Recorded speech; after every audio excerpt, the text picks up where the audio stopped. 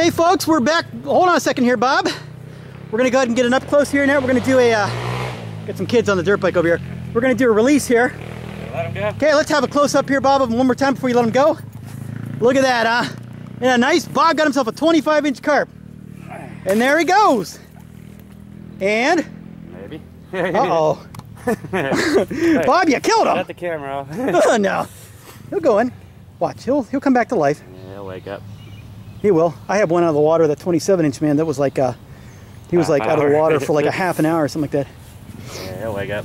All right, folks, we're going to go ahead and try to revive him here, but Bob is on the scoreboard today and beating me for once. Like last year, huh? All right, well, anyway, how's it feel to have a 25-inch carp? Oh, there he goes. There he goes. There he is. There he is. Hooray! Okay, folks.